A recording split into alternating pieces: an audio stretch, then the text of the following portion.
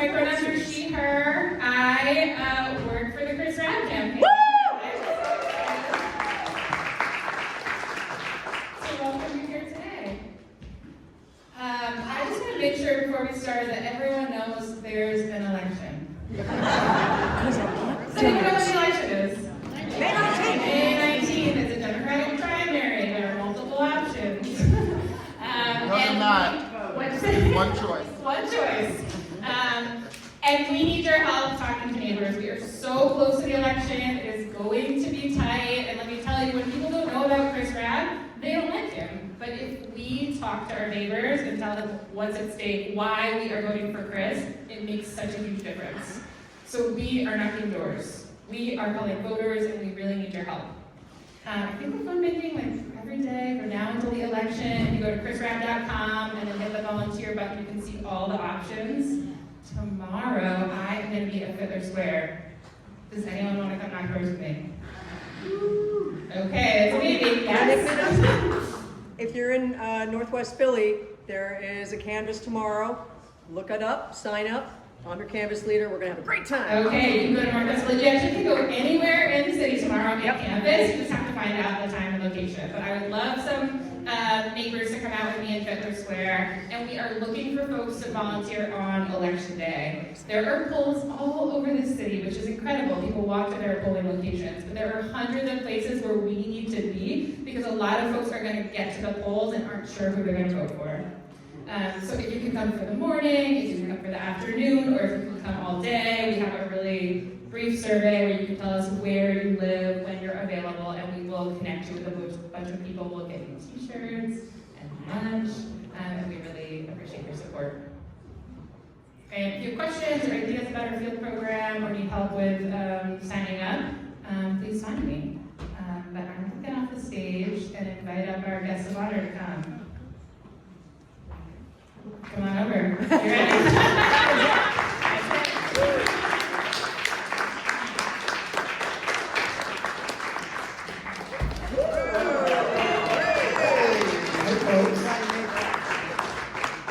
Welcome to the Jamie Raskin Show. I will be your host. The Congressman is getting mic'd up right now.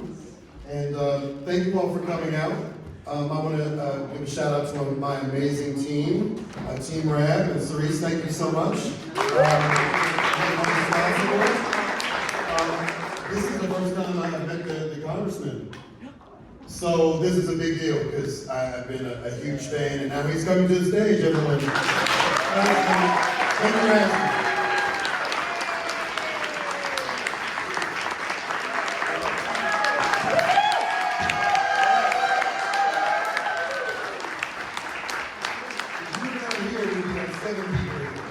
We like you, but we're here for Raskin.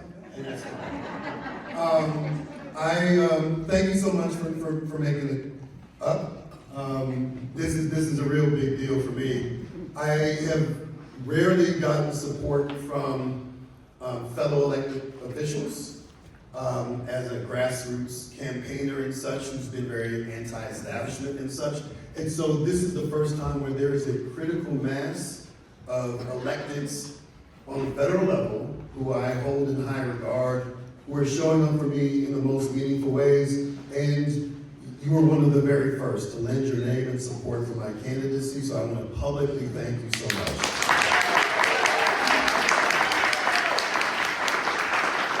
And what I make you so bold is to say you were one of my favorite nerds.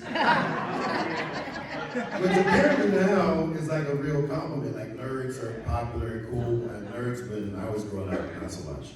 So thank you so much. Well, hey, it's a great pleasure to meet you, Chris. You are extremely popular among the progressive Democrats in Congress. Everybody eagerly awaits your arrival to the U.S. House.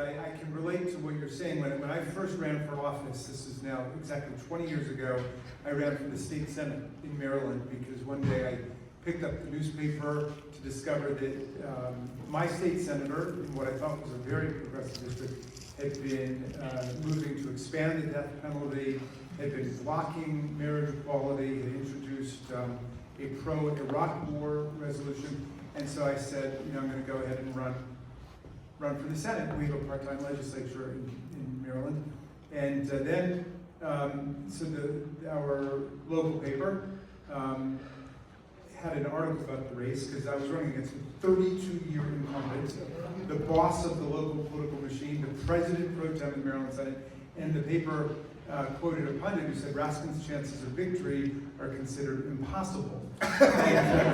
So 9 months later, we got 67% of the vote. The Washington Post had another article quoting a pundit who said Raskin's victory was inevitable.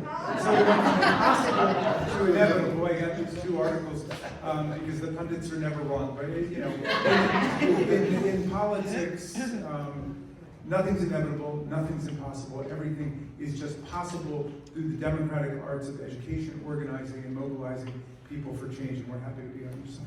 Wow.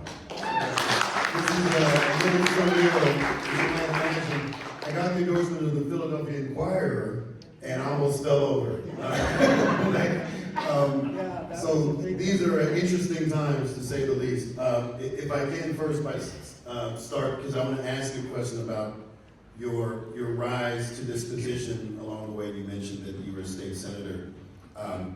I met an elected official representing a small town in New England who came to Philadelphia for a speech in 2016. And he said to me, he says, "Tell me about your district. Can you tell me who that was?" That was my impression. It was Bernie Sanders. That's the first time I said, "Tell me about your district." I said, "Well, Senator."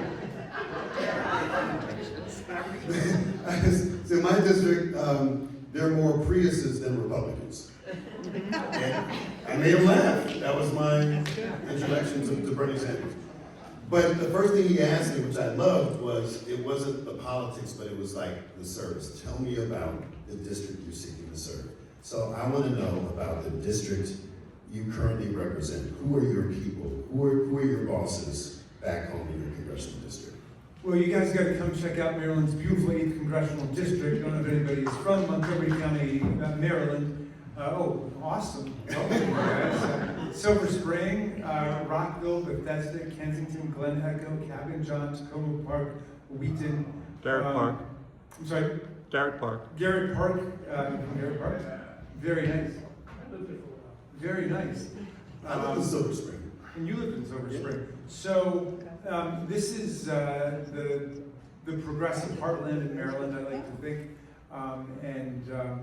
In that first race, I'll give you a sense of it. When I ran for the state senate, I made a speech about everything that I wanted to do. I said, I wanted us to abolish the death penalty, which we still had. I wanted to restore voting rights to former prisoners. We had Mississippi or Alabama's law. Wanted to advance medical marijuana. Wanted to pass the first national popular vote interstate compact law in America. Nobody knew what I was talking about when we passed that, and that's spread across the country. Anyway, I went through this whole thing, and a woman came up to me afterwards and she said, "Jamie, that was a great speech. We loved your speech, but one thing, take out all that stuff you've got in there about gay marriage." Remember when people used to call it? So what is gay marriage? It's like a different institution. Okay, I was wondering. But she said, you shouldn't talk about that because even the gay candidates don't talk about it. It makes you sound, she said, like you're really extreme, like you're not in the political center. And I sort of swallowed hard, Chris, because my 3 kids were with me and they were watching this exchange. But then I said, I want to thank you for telling me that because it made me realize it's not my ambition to be in the political center, which blows around with the wind. It's my ambition to be in the moral center. And that's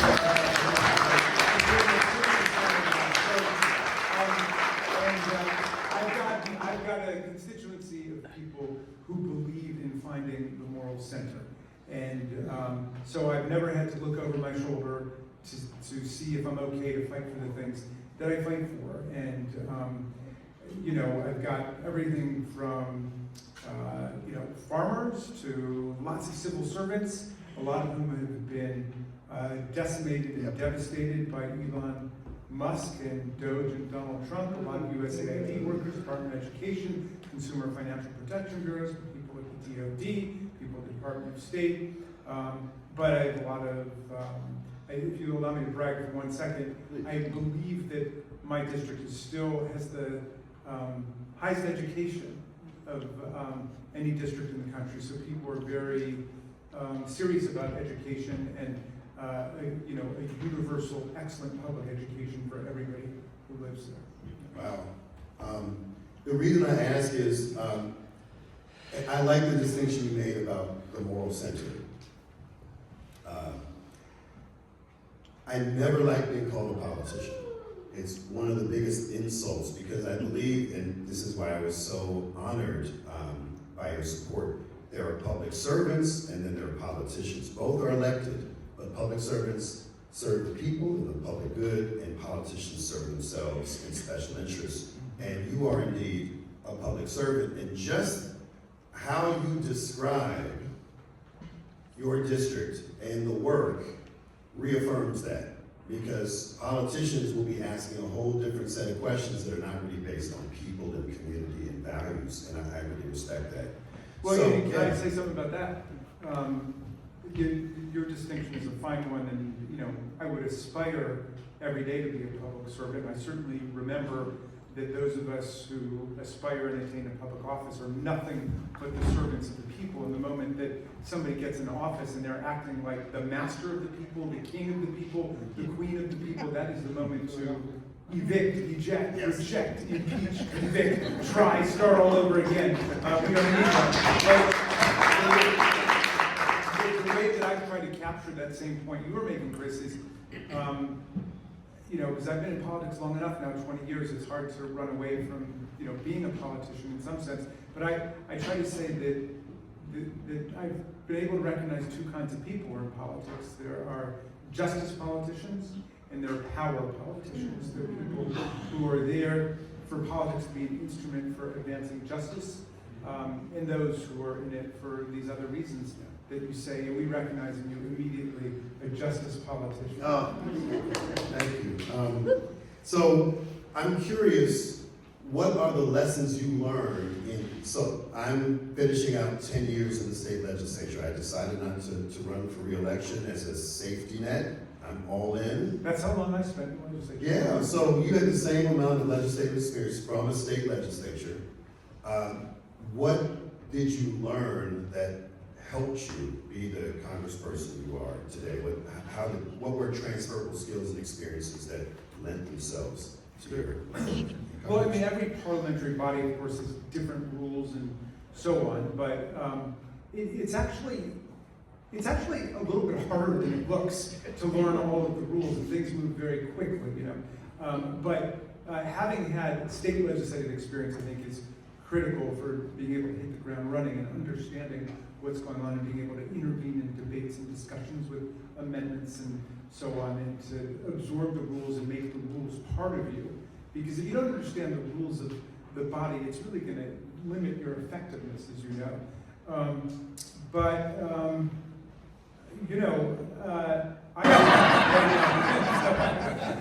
It's looking pretty blue to me. It's looking pretty true blue to me. Yeah, so and we haven't had an open seat in 35 years. So 35 years is the last time there was no incumbent on the ballot. Wait, Dwight has been in? No, but every 10 years ago it was Shaka Fattah. Oh, I see. And he was there for a while. So we have not had an open seat in 35 years. And so the next person in Congress could be there for a generation. And that's a serious choice. And this is the first time where we have multiple viable candidates, right? And so the choice people are having to make is going to be a very serious one with three different viable candidates in three very distinct lanes, all competent by my assessment, good people, but very different choices. Here's the value proposition I'm putting forth, and given what you just said, I think it's particularly relevant. And I didn't know it was that funny. killing me, man. I told you there's no funny business. It's very... We'll talk afterwards. He's just keeping it real. Oh, you're right, you're right. So, if you're not prepared to represent the moral center, if you're not willing to speak truth to power when it matters most, why are we doing what we're doing, right? And so, I'm bringing up something that I'm sure my campaign doesn't want me to bring up. I got under fire yesterday for being soft on human trafficking. I was the lone vote on a bill that on paper said we need to lock up those human traffickers. As a descendant of 16 great-great-grandparents who were owned by other people. Who are humanly trafficked, presumably? Legally, Yes. humanly trafficked, some owned by their own fathers, including in the state of Maryland. I voted no because the bill was introduced by a MAGA extremist colleague of mine, where it was about trafficking infants. And it would have punished an undocumented mother who was going through deportation proceedings, who gave her baby to a friend, to a loved one, to a family member, and rightfully gave them some money for a baby formula or whatever. That would be considered human trafficking if this bill were enacted into law. Or in a custody dispute, where you are running from domestic violence and you are concerned about your baby, you give your baby to a trustworthy person and you pay them to help care while you figure out where you're going to settle, they would be a human trafficker. And it made the news like, he's soft on human trafficking, he's what? This is going back to the nerd thing and the moral center thing. Well, what I love about that story, not knowing anything about the legislation or what happened, what I love about it is your willingness to believe that your constituents, your supporters, your people are smart enough to understand what you're doing when you go to represent them. And that speaks very highly about the relationship that you have with people. And I can't tell you the number of times when people say, well, just do this vote, it's the safe vote, everybody's doing it, and so on. And you know what? It comes back to haunt you. You've got to do what you think is right. And I'm grateful that you guys have chosen for public office somebody who always tries to do what he thinks is the right thing to do.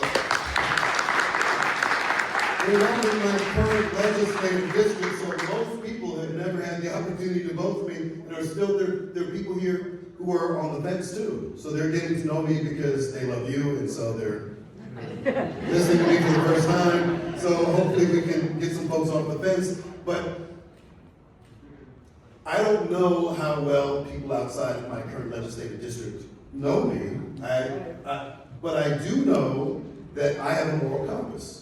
And when I talked to my sons this summer about running in earnest, they were really concerned. My youngest son in particular, who's Muslim, he converted to Islam 4 years ago.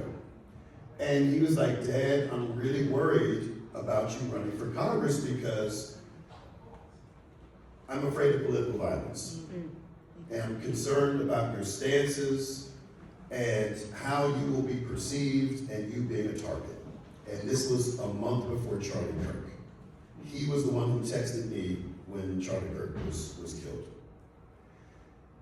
And so what I said to him was, to both of my sons, was that we come from this great legacy of freedom fighters, of black abolitionists and civil rights activists and so forth. And the reason we have all the things we have is because of the sacrifices and the moral courage of those who came before us, both our ancestors of blood and also our ancestors of conscience. We all share ancestors of conscience who did the right thing, who we identify and benefit from over generations and centuries. So I said, I can't back down. I'm not going to let the bullies win. And the only way I can win is if I hold on to my integrity and my authenticity. So within the last 2 weeks of this election cycle, I made a really difficult vote politically that was not hard morally. It was an awful bill. And the controversy should not be that I voted the right way on a right-wing extremist bill. It's that so many of my Democratic colleagues did not feel that they could have the trust of their respective constituents to understand how bad this bill was. And so you are someone who I hold in high regard because of your integrity. How do we make the case for why that matters so much in the most adverse times? Because there's such a lack of faith in elected officials for good reason. And I know the moral clarity for you is so strong. How do you process these moments? Yeah, well, you picked a beautiful city within which to ask that question, because it's not just the history of abolitionism, which runs right through Philadelphia, and Harriet Tubman of Maryland, who made her way to Philadelphia with enslaved people, going back again, many return trips, but it's also where the Constitution was written. I mean, I think a lot about Ben Franklin, who's such an amazing figure, you know, and Tom Paine, who spent a lot of time here, and Tom Paine's a big hero of mine. Our son Tommy was named after Tom Paine, and but you know, Paine, he arrived here 1774, 2 years before the Revolution. He fell in love with the promise of America, and he said, if this land lives up to its values and its ideals, it will become, he said, an asylum to humanity. Not an insane asylum, but a place of refuge for people seeking freedom from political and religious intellectual persecution and repression from all over the world. Then he wrote the great pamphlet of our history, Common Sense, by which he meant both the sense you get even if you didn't get to go to Oxford or Cambridge or Princeton or whatever, but also he meant the sense we have in common, the sixth sense, when we're willing to reason together, speak together without dogma, without superstition, without what we would call today propaganda, disinformation, and fake news. And, you know, George Washington had the troops out at Valley Forge reading Common Sense by campfire light every night to each other, you know, during the Revolutionary War. We like to think that everybody in the country was unified against the king, against the crown, against monarchy, but it wasn't like that. There's an amazing book by H.W. Grant, who's an historian at Texas, called The First Civil War, about how the American Revolution was like the Civil War. It split the country right down the middle. Half the people were running around saying, in a spirit of conservative complacency you're describing, you can't beat the greatest military empire that ever existed. You can't overthrow kings and queens and nobles, and you can't disentangle church and state and liberate people's conscience and allow them to subscribe to their own ideas and their own religions and so on. That's not how it works. Everybody has always lived under somebody like King George or Vladimir Putin or Donald Trump. That's just the fate of humanity. And half the people were saying, as imperfect as they were, and they definitely had their major blind spots, slavery being top of them, but Franklin was an abolitionist, and so was Tom Paine. But anyway, they were saying, no, let's put government on the principle of the consent of the governed, and the inalienable rights and freedoms of the people, and everybody being created equal, right? And future generations can then pick up the mantle and fight for that. But anyway, I'm thinking about this beautiful pamphlet that Paine wrote, called The American Crisis. And there's this passage I love, which I'll quote for you, in honor of your campaign, in honor of all your supporters. And, you know, Nancy Pelosi makes me update the language because she says that Paine was a feminist. And so we're going to update the language a little bit so it doesn't offend modern sensibilities. But he said, these are the times that try men and women's souls. The summer soldier and the sunshine patriot will shrink at this moment from the service of their cause and their country. But everyone that stands with us now will win the love and the favor and the affection of every man and every woman for all time. Tyranny, like hell, is not easily conquered, but we have this saving consolation. The more difficult the struggle, the more glorious in the end will be our victory. So we got to go fight for that victory. And tell you something, it'll be all right. It'll be all right.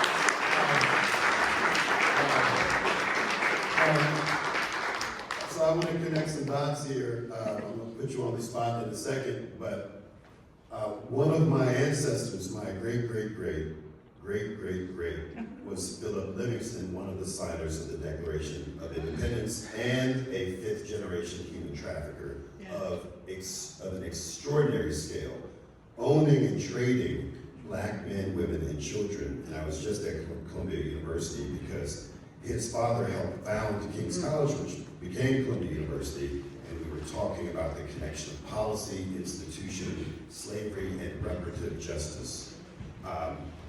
And so representing a city 7 miles from the Liberty Bell and Independence Hall, knowing that I have a direct genealogical connection to one of the founding fathers, is it has a mixed resonance with me, because I see the collective genius, and I also see the hypocrisy and the ugliness and the inhumanity. And when I know when they were talking about we the people, that it did include many people in this room. But I also believe in the promise of greatness, but only until we invest in goodness, and that's where I want to connect the dots with you. What does goodness look like in terms of public policy, and what we can do in a post-Trump world? Don't get too giddy. Right? Because a lot of folks in this Democratic primary, this discussion of this race, they're talking about how they're going to go after Trump and stuff, and it's red meat, because everyone hates Trump, and this is the bluest congressional district. It's easy pickings. But the real work is, how do we hold our own party to account, to embrace substance, right? Policy, not the slogans, but the actual policy that moves our party forward to the benefit of everyone. And I know you're on the front lines of substantive policy. So what are the things you actually believe that, should I join you in January? When? All right. When? Speaking of the universe, right? Speaking of the universe, when I join you in January, we're going to have to deal with the final stages of Trumpitis and so forth. But there is a future beyond that. What is it that we have to do as Democratic public servants to get those things down, so that our policies are rooted in goodness that has a material difference on the lives of people, particularly those closest to the pain? Yeah. Well, to me, the newly renovated values that are going to define us, and the policies that are going to spring from those values, look a lot like the struggle of the people of Minneapolis. Because the people of Minneapolis came together, and it wasn't about Donald Trump, like you're saying. That's easy. People say, "But you got to impeach Donald Trump." I say, that's not the question. The question is, how do we impeach Trumpism, and how do we get beyond MAGAism, and how do we reclaim the future of democracy and freedom in the country? So, anyway, this is why I want to go to Congress. This right here. So, I think the values that are going to define us are being born in this incredible struggle all over America, with millions and millions of people standing up in the No Kings movement and all the resistance and solidarity movements. These are going to be the defining force for how we move forward. And to me, it's going to look a lot like, you used the words Medicare for all, which is not maybe the sexiest way of putting it, but it's going to look a lot like the richest country on earth at its richest moment in its history, committing to deliver meaningful, positive health care for everybody.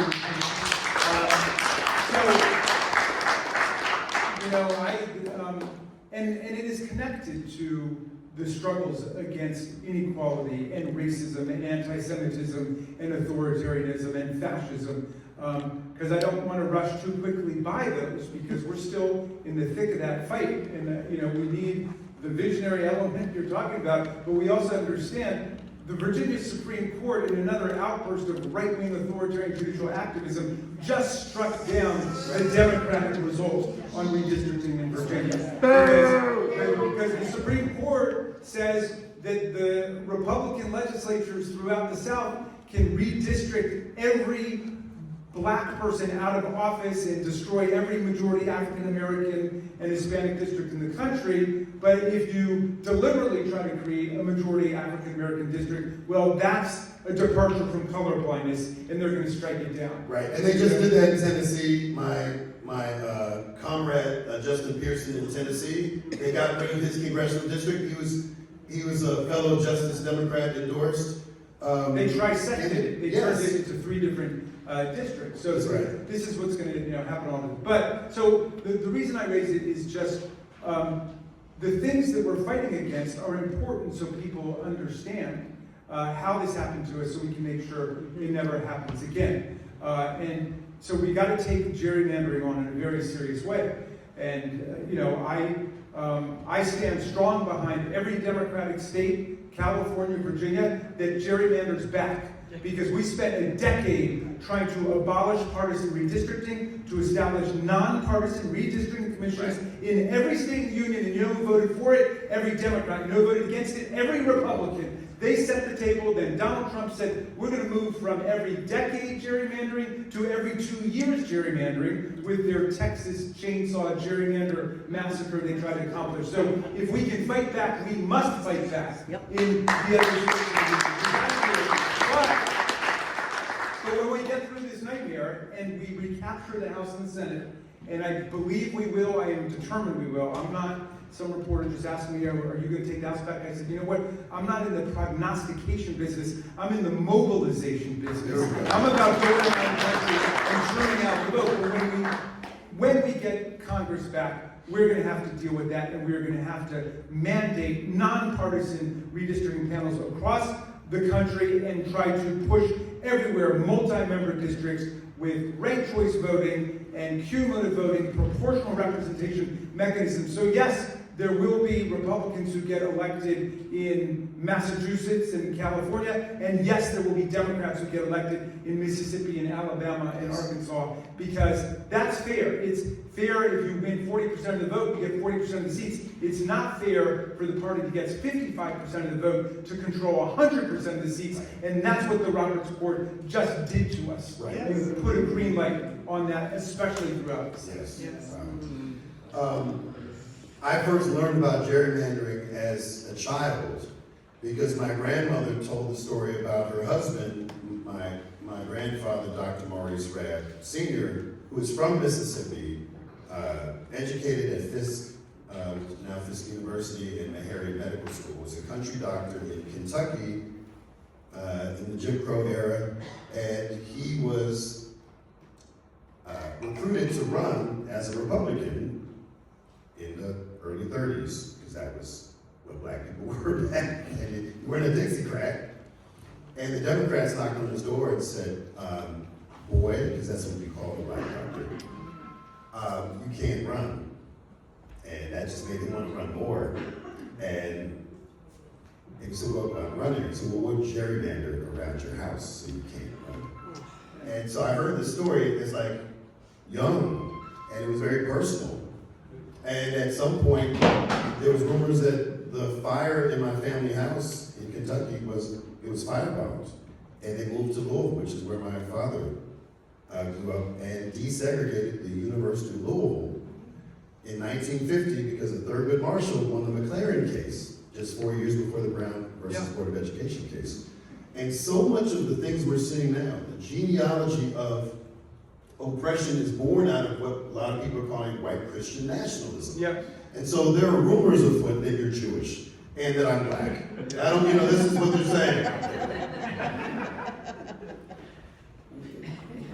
Talk to me about the common cause when we talk about anti-Semitism, when we talk about anti-blackness in this moment, based on the very things you're talking about with regard to SCOTUS ruling around Voting Rights Act and all these other things.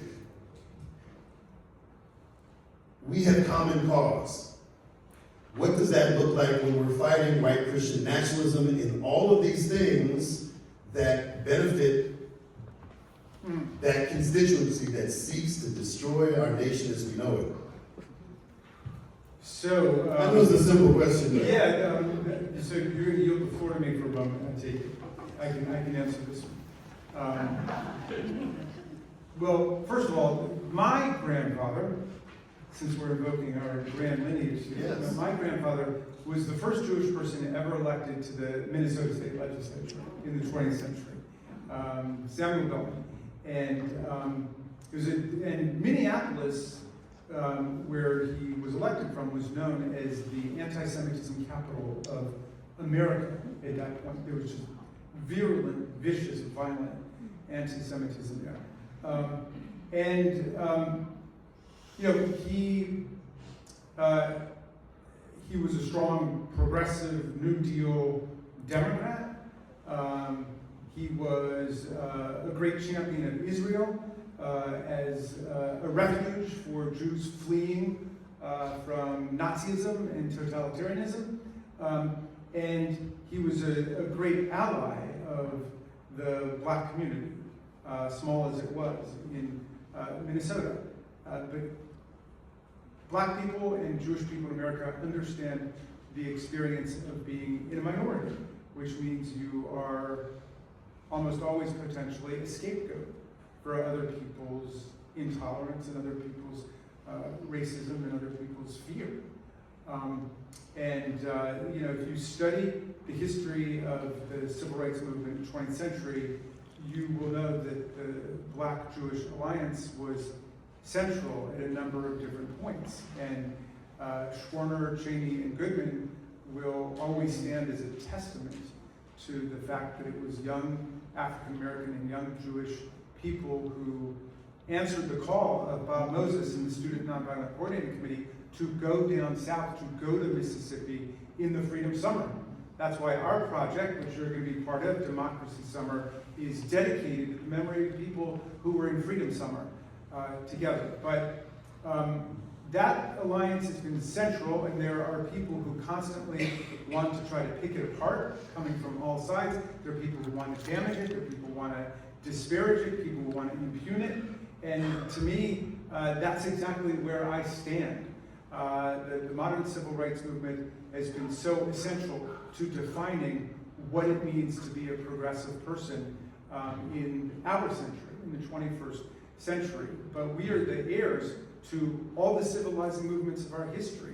The women's suffrage movement, the women's movement, the civil rights movement, the peace movement, the labor movement, the environmental movement, the LGBTQ movement. That's who created the possibility for us to be where we are, and that's what MAGA is an answer to. MAGA has organized itself against the civilizing movements of our history, and that's why we've got to fight with everything we've got in this struggle to win, to defeat authoritarianism and fascism in the country, and then to keep going. Yeah. To keep going in the 21st century. When I was in grad school at Penn, one of my professors was saying, and when you look at the genealogy of those social movements that you described, all of them, irrespective of the central populations, whether it was women's liberation or black liberation or immigrant rights and so forth, nevertheless, they all helped white people, right? Like, that's important. Like, none of this was at the expense of the folks who were not central to those movements. And I think that's a really important thing, because I've been promoting a living wage for all. Yeah. And when we passed it federally in 1938, it excluded domestic workers, it excluded agricultural workers, it excluded workers with disabilities, right? In order to get the bill passed and to, let the Dixiecrats, we had to, they marginalized, already marginalized communities, right? But when we deal with the consequences of those choices generations later, one of the things I point out is that we still have a tipped minimum wage in this country. It's $2.13 on the federal level. Here in Pennsylvania, it's $2.83. And that means if you're a server, you get paid mostly with tips. But the origins of the tip minimum wage come from slavery. where white employers in the South did not want to pay black people for their labor, so they said, oh, our white patrons will tip you, but I'm not giving you any money. So fast forward to 2026, and you're in South Central Pennsylvania, and you believe in QAnon, and you believe in that immigrants and queer folks are the problems for everything, black folk, and you're struggling to survive and take care of your baby. The reason you're in poverty and working 40 hours a week is because of racism. And you're right. So some of the things I'm trying to get people to understand is that our faiths are truly intertwined in the most meaningful ways, even when you don't know it. But once you do, Yes. things start to illuminate. I mean, that was an essential precept of the civil rights movement, and Dr. King, who said, all life is interrelated, all humanity is involved in but a single process, and to the degree I harm my brother, to that extent I harm myself too. And so solidarity has been the watchword of the progressive movements, and it is again today. And not a kind of phony, cosmetic, political correctness, identity politics, but people being together, engaged in common struggle for the sake of everybody. And I think that that's going to be the defining premise of us when we get through the Trump thing. It's going to be about what are the universal rights that must be attended to citizenship for everybody, beginning with health care as a basic human right that everybody gets.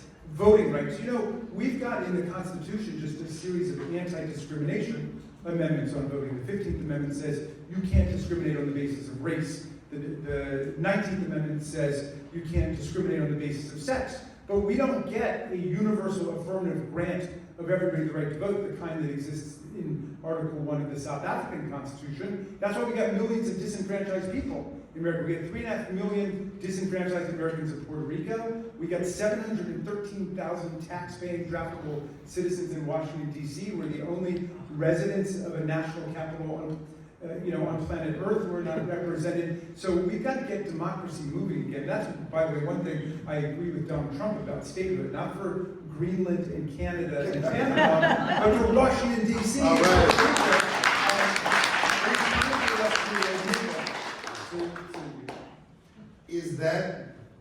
Is that part of our mandate in a new Democratic majority, starting there?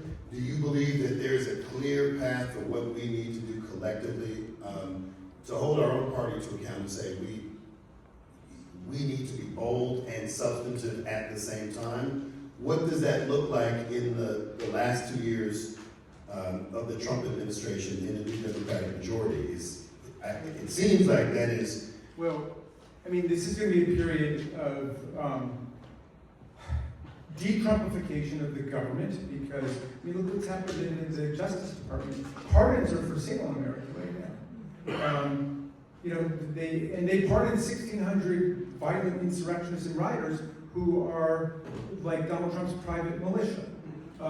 So we've got to deal with what's happened to our government. There are entire parts of the government that were set up by Congress, like the Consumer Financial Protection Bureau, which saved American people $35 or $40 billion, which have been effectively shut down. The Department of Education and the Individuals with Disabilities Education Act basically been shut down. So we've got to restore the government.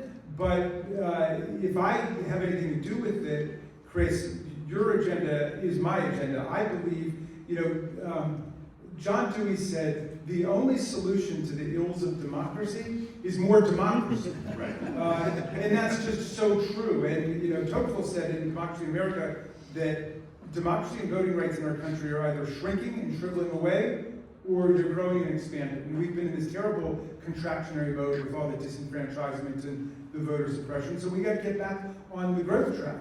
And we need a constitutional amendment guaranteeing the right to vote. We need to elect the president by popular vote. Yes. We need statehood for the disenfranchised peoples living in Puerto Rico and Washington, D.C. And we've got to end all of the disenfranchisement and voter suppression tactics that have been keeping millions of people from voting in every election.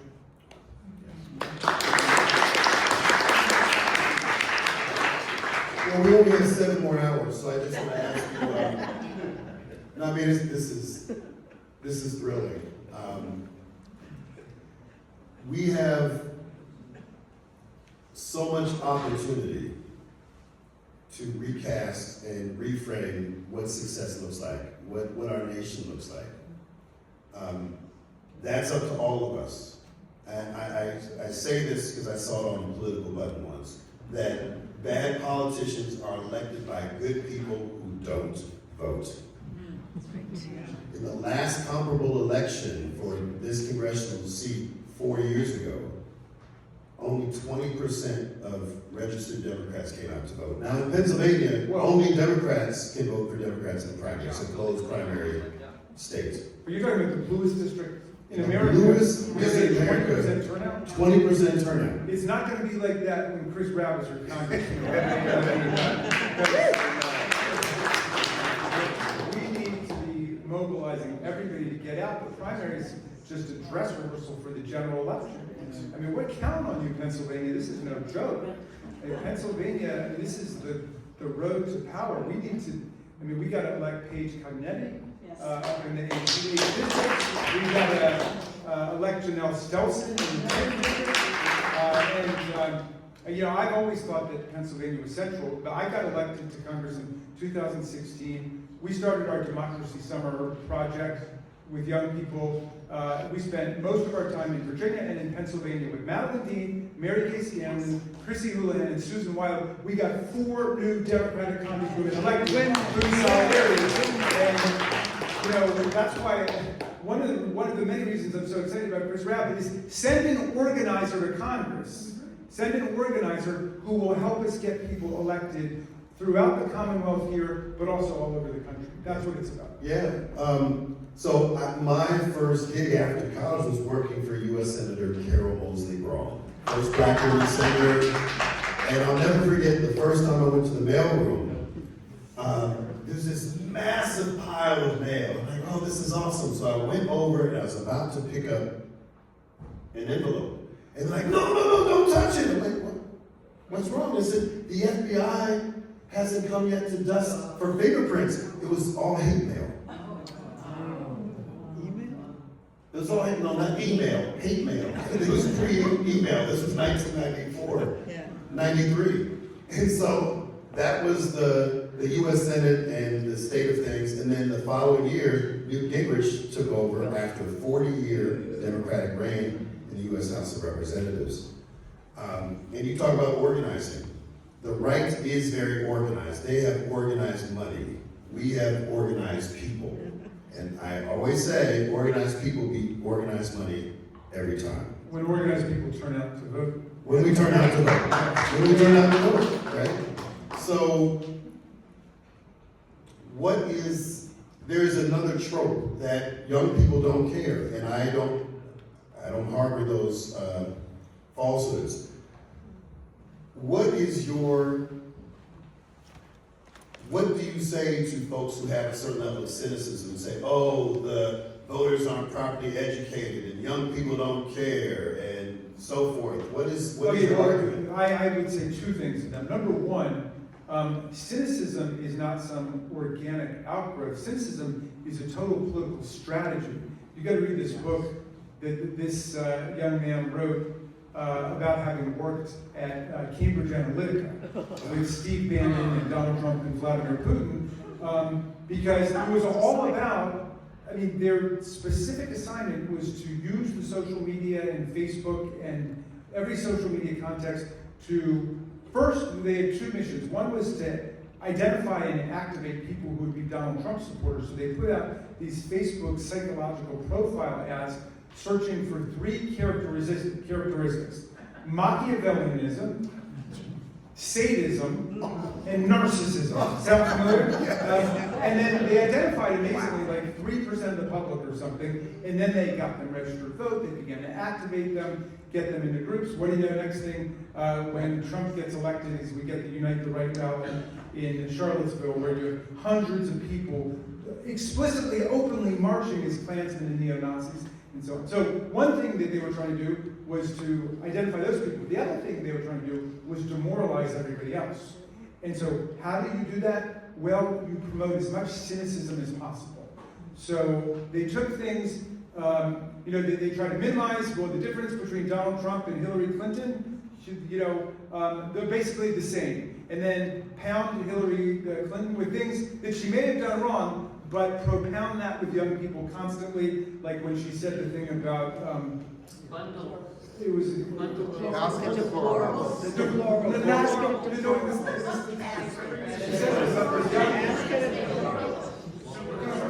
The super predators. The super predators, he was all over every young people's website, constantly in some made-up name of some group. Okay, now, which isn't to say they didn't say that and they should be taking the task for it, but that was the strategy, make everybody as cynical as possible.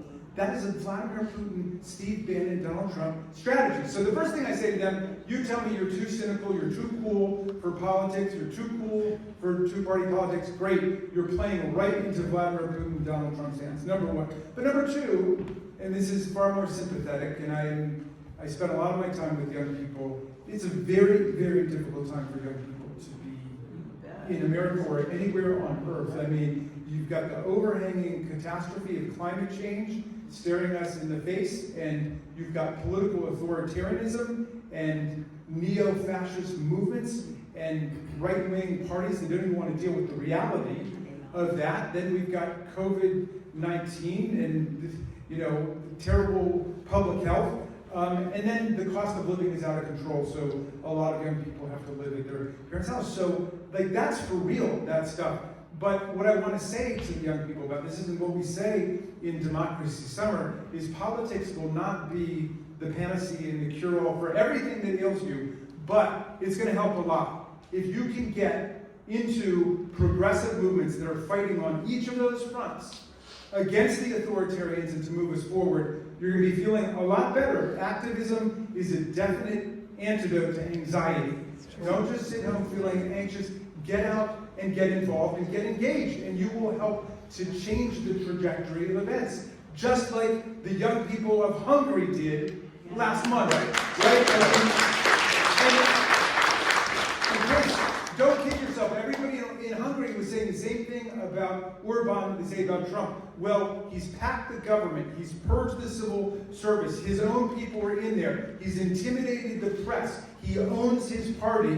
He's gerrymandered the legislature. So there's no way you can stop him. But you know what can stop them? An overwhelming landslide uprising of the people against authoritarianism. They did it in Hungary. Let's do it.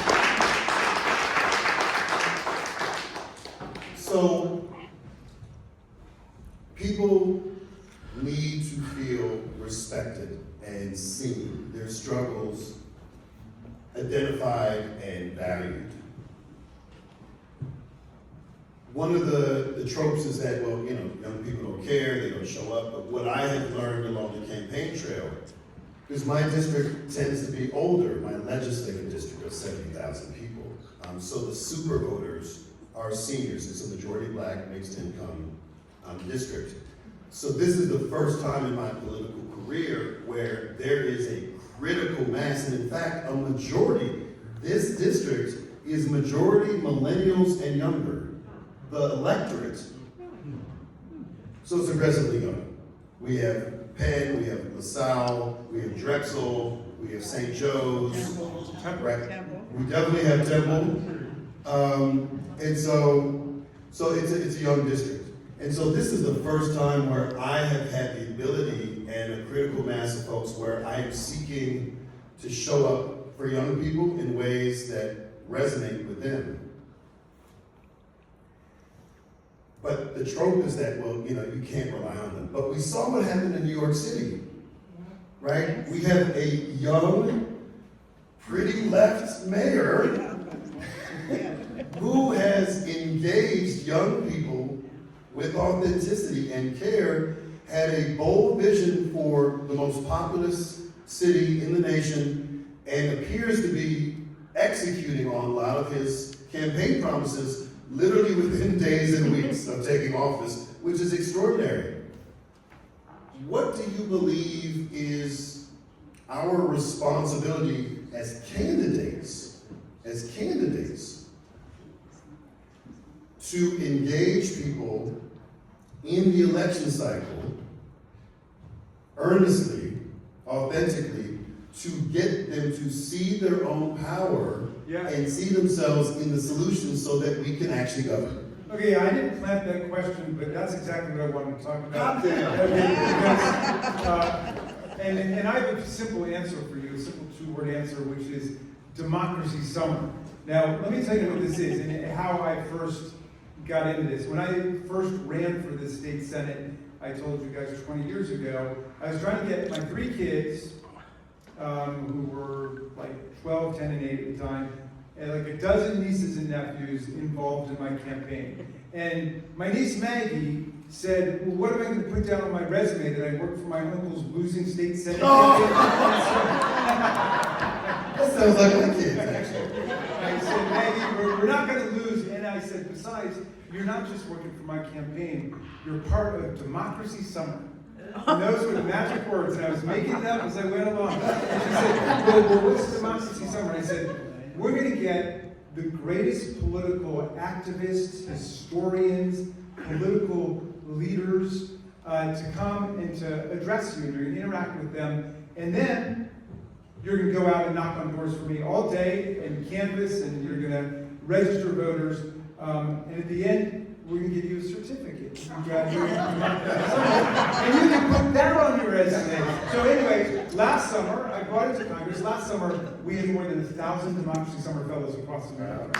And across America, we were in every state. I just got back from Nebraska and met with a bunch of the Democracy Summer Fellows there. We met them in Omaha, and they worked in a campaign. But in the mornings, we're on nationwide Zoom videos.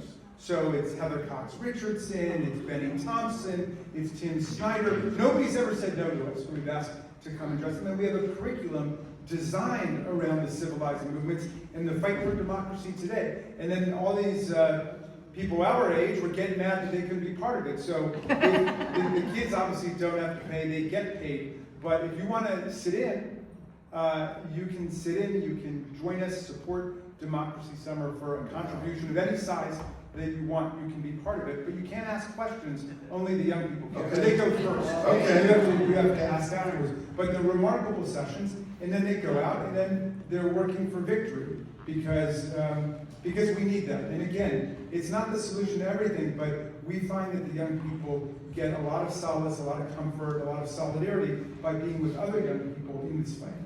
Wonderful.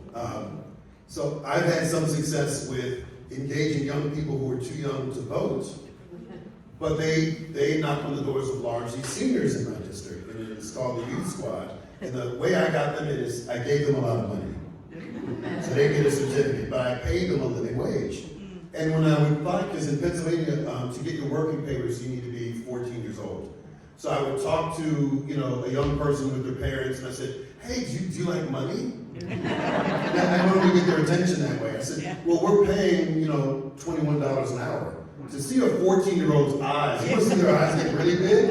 It's like, $21 an hour? And I'm like, yeah. And some of them are honest enough to say, why would you pay a child $21 an hour? But here's the beauty, and it relates to, I believe, what is the curricular premise of what you're doing is, I say, look, you're 14. When do you think someone 3 times your age has gotten a knock on the door from a 14-year-old with the clip sharp, right? It's very rare. And you're asking that person who's probably been voting longer than you've been alive, and then some, are you going to vote? Because I'm not old enough to vote. Will you vote for my interest? This is what I care about. And come on, it's going to melt your heart. So it's a little manipulative, but it's in service of justice and democracy, right? Because sometimes we need a reminder there are good people who are high info voters who are busy, distracted, maybe desperate, and they forget that there's a primary coming up. And that doesn't make them bad people or anti-democratic, but what if the person reminding them about the moral imperative of voting is an adorable 15-year-old? So I think I want to learn more about your program. We got to sign you up. In fact, I brought you, I don't know if somebody's got one here, but I brought you a poster, a democracy poster made by Shepard Fairey, the guy who made the Obama poster. Oh, yeah, wow. Okay. Thank you. Well, look, we're running out of time here. I would be skewered if I did not allow some folks to ask you questions, so I'm sure not going to ask me anything. Yeah. You mind taking a couple questions? Please. All right, please. Yes, sir, right there. Alan Gold, I have a question that is almost never mentioned by any politician ever, yet it's the most significant problem that we face in the future. I see the national debt. There is no way, national debt.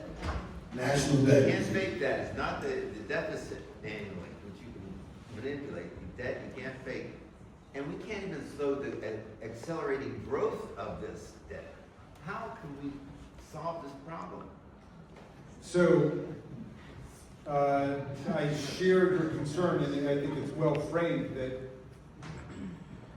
nobody really talks about it because it's almost too horrifying to contemplate, and I don't know if that's on the minds of the young people too, maybe a little bit, at least with respect to Social Security. You know, the right wing has generated a lot of fear around that. But the fact is that this administration has been an absolute horror by,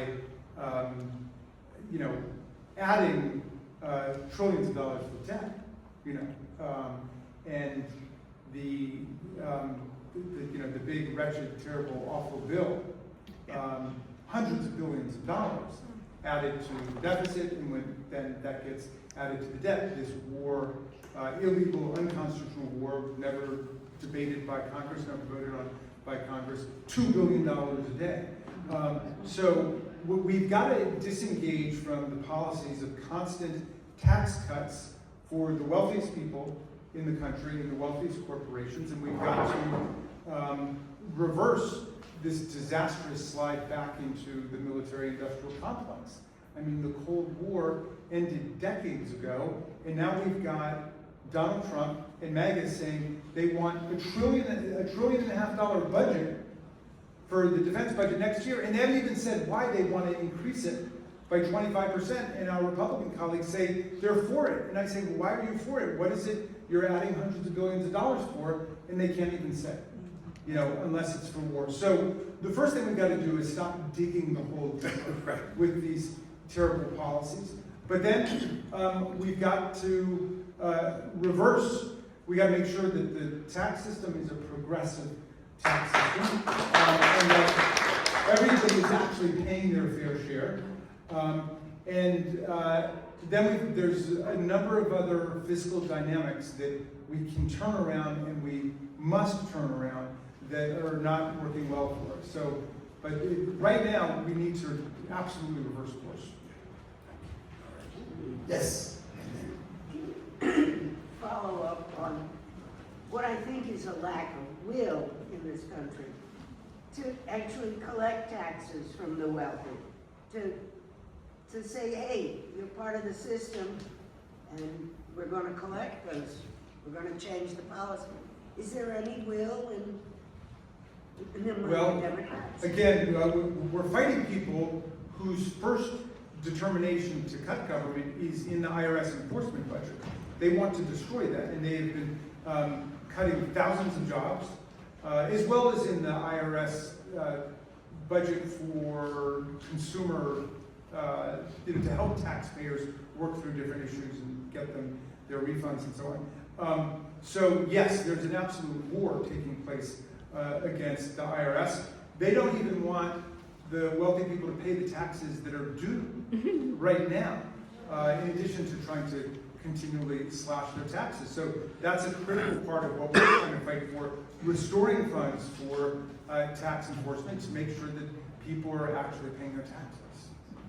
Yes, one more.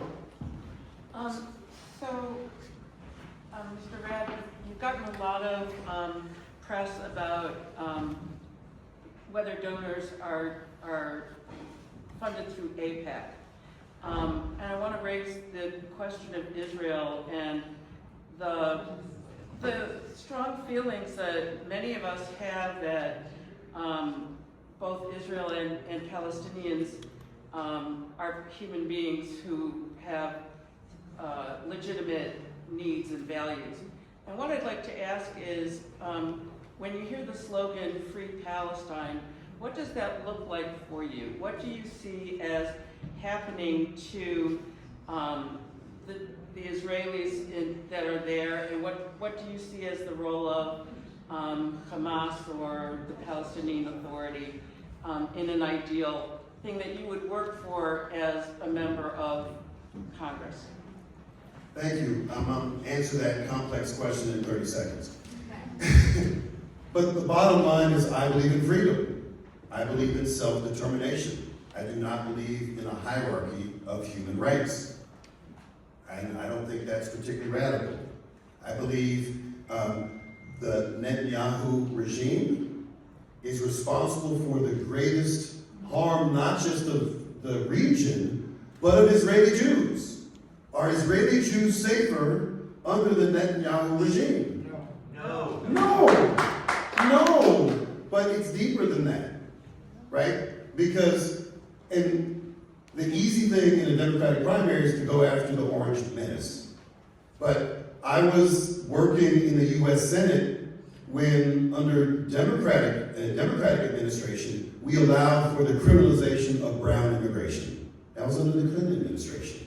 Under the Clinton administration, we had issues around media consolidation, around mass incarceration. We have to hold our own government and our own party to account. Right? It's easy to put up Monster, but you remove Trump, we still have issues that the Congressman talked about. We have systemic issues that transcend and precede the current regimes. Listen, I'm someone who is a family historian and genealogist. I can trace the footprints of my ancestors in this nation and all the things I'm most proud of, going back to the 1700s. I also told you about an ancestor who was a signer of the Declaration of Independence. But here's the thing. If we don't acknowledge that this nation was born on stolen land and stolen labor, we are fooling ourselves. But we're bigger than our worst mistakes, which is why I so appreciate the Congressman, because we can just talk about the things that divide us with the ugliest parts of our history, but we can actually learn from our mistakes and understand that we have a lot of healing to do, but we're only going to heal if we heal together with honesty and care. So I understand that there are people who are weaponizing what's happening overseas and using anti-Semitic tropes. Anti-Semitism like Islamophobia and anti-black racism and queerphobia are real and fused into the fabric of this nation, unfortunately. So we have to call that out, but we also have to acknowledge that there's public policy, that there's foreign policy that long preceded Donald Trump. And that in this nation, there is a track record where there's bipartisan complicity. But if we put away the gotcha questions and we talk about the substance, even if we don't agree or we don't agree on everything, if you believe that the reason that we are seeking to serve you is in furtherance of justice and care and humanity, we can work around those things that we're not quite on the same page about. And I think that's the power of participatory democracy and public discourse, so that we can arrive at that place even if we're starting at very different junctures. There are certain words that are triggers, that are epigenetic triggers to Jewish people when they hear certain things. So, and I can say this as a black person. Any white person say, and they start a sentence with saying, the blacks, I'm automatically like, the blacks. It's not a good way to start a sentence, right? Same with the Jews. What Jewish person is ready to hear the rest of that sentence, right? The women. Yeah, you know, exactly. Females. Yeah. Right. Right. So, if you can hold space for those of us who are working in earnest with care and authenticity and candor, to do the people's work, we will find our way forward together. That is my hope. That is my hope. And I want to thank you, Congressman, so much for spending some time with us today. Let's give it up for Congressman Jamie Raskin.